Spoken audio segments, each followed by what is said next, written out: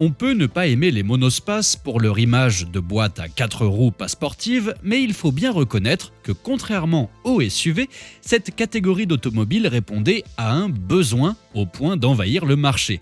Renault fut le pionnier du genre en lançant en 1984 l'Espace, qui deviendra rapidement l'exemple à suivre en Europe. Retour aujourd'hui sur la légende qui se cache derrière la création de l'Espace. Et oui, il a bien failli naître sous le logo Peugeot.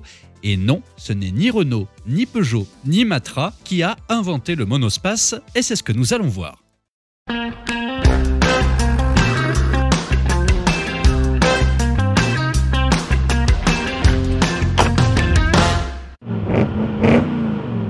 Bonjour à tous et bienvenue pour cette nouvelle vidéo. Il y a quelques jours, Renault a présenté le nouvel Espace et bientôt l'Espace va fêter ses 40 ans. Nous allons donc en profiter pour essayer d'y voir plus clair dans cette légende qui dit que le monospace serait une invention française grâce à Renault et que l'Espace serait donc le premier monospace au monde. Eh bien, c'est absolument pas vrai. Mais avant de vous en parler, je voulais vous présenter notre partenaire pour la vidéo d'aujourd'hui.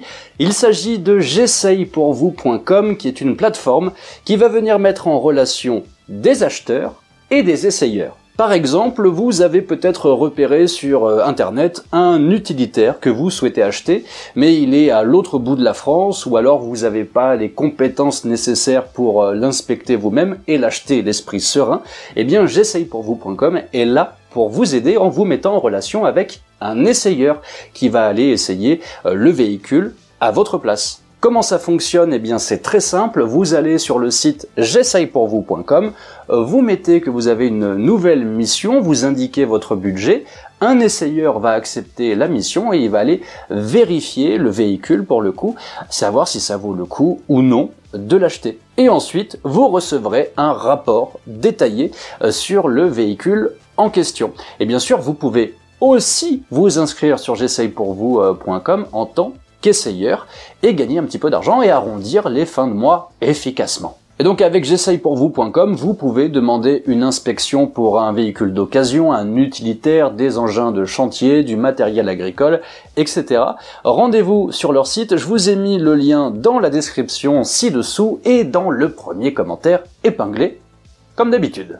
Mais parlons maintenant du vrai luxe, car le vrai luxe, après tout, c'est l'espace. Commençons donc par la légende officielle concernant la création du premier Renault Espace, que je vais un petit peu vous raccourcir. Oui, mais dépêchons-nous, je n'ai que quelques heures. Dans les années 70, chez Matra, dit-on, on est tous des génies, et on a pensé avant tout le monde à une nouvelle sorte de voiture, une voiture révolutionnaire. Une voiture à vivre pleine d'espace et de petits trucs ingénieux au look de TGV bien dans l'air du temps. Loin de la voiture à papa des années 70 ou encore du vieux break familial, l'idée géniale serait donc de proposer aux familles un véhicule 7 places, modulable, rapide, confortable et dont son conducteur n'aurait pas honte de conduire. La légende continue en racontant que Philippe Guédon, alors patron de Matra, cherchait à tout prix à faire tourner son usine, ce qui est bien normal, et cherchait donc un successeur au Rancho. Il fait donc plancher ses ingénieurs sur l'idée du siècle qu'ils auront eue tout seuls, bien évidemment, et qui révolutionnera l'automobile des années 80. Prenant son bâton de pèlerin, Philippe Guédon s'en va alors convaincre les constructeurs d'investir dans l'espace, qui ne s'appelle pas encore Espace. Ces idiots de chez Peugeot disent que ça ne fonctionnera jamais, tandis que chez Renault, on est large d'esprit et on accueille le patron de Matra tel le Messie. Emballé c'est pesé, le losange signe avec Matra pour lancer l'espace en 1984. Cocorico, les Français viennent d'inventer le monospace. En oubliant un tout petit peu que le Chrysler Voyager fut lancé 6 mois avant. Bah ouais.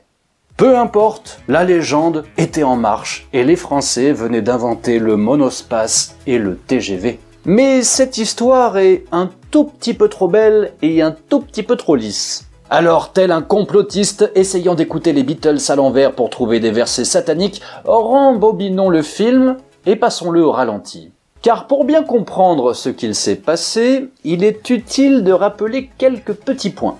Courant des années 70, le monde automobile européen est organisé de manière un petit peu différente. Chrysler Europe est propriétaire de Roots en Grande-Bretagne, de Simca en France et dispose d'un bureau de design à Coventry. Et c'est là qu'une idée nouvelle va naître, et c'est très important, le supervan. Aux États-Unis, le van remplace parfois la familiale, et l'idée vient à Fergus Pollock, à l'époque membre de l'équipe des Chrysler Design Studios basée en Angleterre, de développer une sorte de fourgonnette familiale, mais destinée à l'Europe. Et le supervan aura droit à sa première maquette en 1978, soit 6 ans avant le lancement de l'Espace, qui ne s'appelle pas encore Espace. Et donc, si l'histoire avait suivi son cours, c'est bel et bien Chrysler qui sortait le premier un monospace en Europe. Sauf que les difficultés financières de Chrysler à l'époque le conduit à revendre toutes ses activités européennes à Peugeot. Et c'est là que ça devient très marrant. Simca, partenaire de Matra, notamment pour la Bagheera ou encore pour le Rancho, est aussi l'un des actionnaires minoritaires de Matra. Participation qui tombe dans le portefeuille de Peugeot lorsque celui-ci rachète Chrysler. Vous commencez à voir où je veux en venir, non?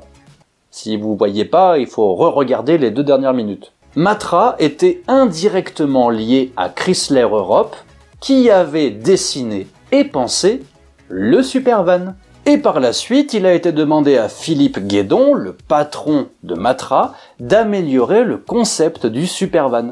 Ce n'est donc pas la révélation divine qui conduira Matra à réfléchir à l'espace, mais bel et bien une commande anglo-américaine. Alors maintenant, si on regarde cette photo, on peut se demander, mais pourquoi Matra a-t-il proposé ce projet P17, c'est-à-dire le premier prototype de l'espace, à Peugeot en premier? Et pourquoi, jusqu'au projet P19, toutes les pièces semblent provenir de chez Peugeot, Simca et Talbot? Tout simplement parce que Matra était lié par des contrats industriels et par son actionnariat au groupe Peugeot. Et à la question, mais pourquoi Peugeot n'a-t-il pas sauté sur l'occasion pour sortir l'espace? Eh bien, là aussi, la réponse est très facile. Tout simplement parce qu'ils n'avaient pas un rond. En vérité, Peugeot était très intéressé par le concept de l'espace, à tel point qu'ils ont même commandé plusieurs prototypes, mais ils se trouvaient dans une position délicate car la faillite approchait à grands pas en 1979. Car Peugeot, après avoir racheté Citroën et Chrysler, et s'être pris dans la poire la crise pétrolière, n'avait pas les moyens financiers pour se lancer dans l'aventure. Car en effet, en 1977, chez Peugeot, on lançait 2 projets majeurs qui prennent toutes les ressources du groupe, la 205 et la BX. Et puisque Peugeot n'avait pas les moyens, eh bien autant proposer le concept à l'autre constructeur national. J'aime Renault sur certaines chansons, mais... Tous coupables sauf Carlos Ghosn, c'est pas une chanson de Renault? C'est quoi? Bernard Arnault, le PDG de Renault à l'époque, est lui aussi ultra conquis par le projet espace. Les prototypes évolueront jusqu'au P23, qui ressemble fortement à l'espace, qui se base sur une plateforme de Renault 18 et qui a perdu tous ses attributs Peugeot Talbot, et la suite, eh bien on la connaît. Et ce qui est intéressant dans cette histoire, c'est que la légende du monospace franco-français s'effrite avec une réalité un peu moins glorieuse. Un projet anglo-américain de chez Chrysler Roots qui atterrit sur la table de Matra par le hasard des participations et des partenariats. Un nouvel actionnaire, c'est-à-dire Peugeot, qui ne sait pas quoi faire de ce projet par manque de moyens, et un autre constructeur qu'on présente comme audacieux, Renault, qui est bien content de récolter les fruits bien mûrs d'un projet innovant. Étrangement, Chrysler ne revendiquera jamais la paternité de ce projet et se contentera de lancer son Voyager aux États-Unis. Tandis que Peugeot acceptera de passer pour un loser pendant plus de 10 ans jusqu'au lancement du 806. Cela dit, pour l'anecdote, le lancement du Renault Espace a été particulièrement compliqué, car 1 mois après le lancement, ils en ont vendu 9. Et oui, ce n'est ni Renault, ni Matra, ni Chrysler qui a inventé le monospace. Aujourd'hui, il y a 2 camps qui défendent la création du premier monospace. Nous avons d'un côté les défenseurs du premier Fiat Multipla, et ces défenseurs disent oui, c'est Fiat qui a inventé le monospace en sortant le premier 600 Multipla en 1957. Mais de l'autre côté, nous avons les défenseurs du Volkswagen Combi, sorti lui en 1950. Mais il faut bien admettre que le Combi est un minibus dérivé d'un utilitaire, tandis que le 600 Multipla a été conçu de base pour être une voiture familiale et donc un monospace. Mais vous me direz dans les commentaires, vous, ce que vous en pensez. Est-ce que c'est Volkswagen qui a créé le premier monospace? Pourquoi pas? Est-ce que c'est Fiat qui a créé le premier monospace? Pourquoi pas? Est-ce que c'est un autre constructeur dont on n'entend plus parler? Pourquoi pas? Dites-moi tout ça dans les commentaires, je serai très heureux d'avoir vos avis là-dessus. Merci à tous d'avoir suivi cette nouvelle vidéo. N'oubliez pas de visiter le site de notre partenaire j'essayepourvous.com si jamais vous avez un bien d'occasion à faire inspecter avant de l'acheter, ou si vous-même vous souhaitez devenir inspecteur et gagner de l'argent grâce à ça, je vous mets le lien dans la description, j'essayepourvous.com. Également bien sûr notre site internet carjagger.com si jamais vous cherchez ou si vous vendez une auto de collection comme un Renault Espace. Car oui, les premiers Renault Espace se collectionnent en version Quadra, c'est pas mal. Quant à moi, je vous dis, eh bien n'oubliez pas de vous abonner si jamais cette vidéo vous a plu. On sort 2 nouvelles vidéos chaque semaine. N'oubliez pas la petite cloche pour ne pas louper les notifications et je vous donne rendez-vous très vite dans la prochaine vidéo. Merci à tous, ciao!